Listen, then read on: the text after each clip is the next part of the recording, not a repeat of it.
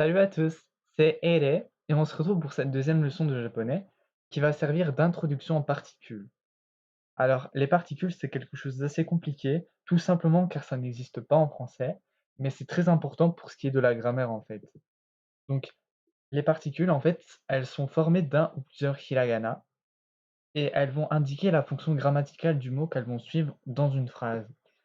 Elles sont invariables, elles se placent soit au milieu, soit à la fin de la phrase.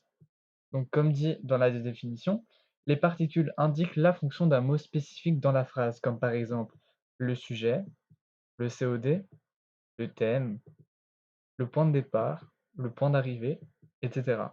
Donc, ça peut peut-être vous sembler assez difficile de faire la différence entre le sujet et le thème, mais on verra ça dans des vidéos. En fait, je vais faire une particule en détail dans chaque vidéo, comme je pense que je l'avais dit dans la précédente leçon. Donc, les particules, elles sont classées en fonction du type de mot qu'elles modifient et de leur signification. Ce qu'on va voir tout de suite. Donc, les différents types de particules.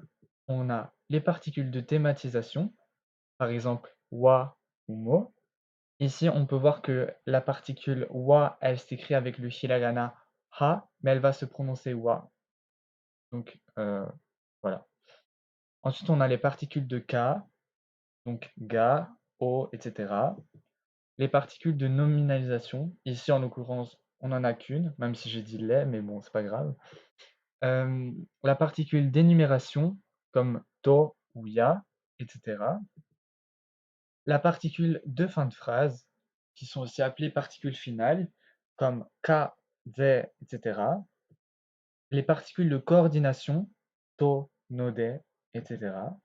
Et pour terminer, les particules de communication, ne ou yo. Donc, maintenant, on va voir une particule en particulier, celle qui permet de rendre une phrase déclarative interrogative. Donc, certaines particules permettent de rendre une phrase interrogative, c'est le cas de la particule K.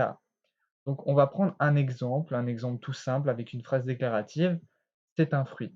Donc, c'est un fruit en japonais, on va le dire kudamono desu. Donc, des, c'est ce qu'on a vu dans la précédente leçon. Si vous ne l'avez pas vu, je vous invite à aller la voir. Donc, pour rendre cette phrase interrogative, on va placer la particule K dedans. Donc, la particule K, il faut savoir que c'est une particule qui est dite finale, car elle se met en fin de phrase. Donc, elle va se mettre après le verbe. Ici, en l'occurrence, c'est des. Donc, kudamono desu plus le K, ça devient kudamono desu ka. Ensuite, pour ce qui est du point d'interrogation, on peut mettre soit un point d'interrogation, soit un point. Pourquoi? Parce que la particule K, quand elle est en fin de phrase, en fait, elle indique forcément que la phrase est interrogative.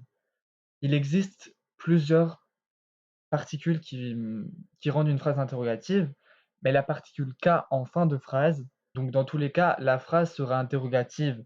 Donc, qu'on mette un point d'interrogation ou qu'on mette un point, ben, ce sera une question en fait. Donc, vous faites comme vous voulez. Donc voilà, on n'est pas obligé de mettre un point d'interrogation, on peut juste mettre un point, c'est tout. Donc voilà, ce cours est maintenant terminé. C'est juste une petite introduction aux particules qui sont quand même très importantes dans la grammaire japonaise. Donc comme je l'ai dit, je ferai une vidéo spécialisée sur une particule.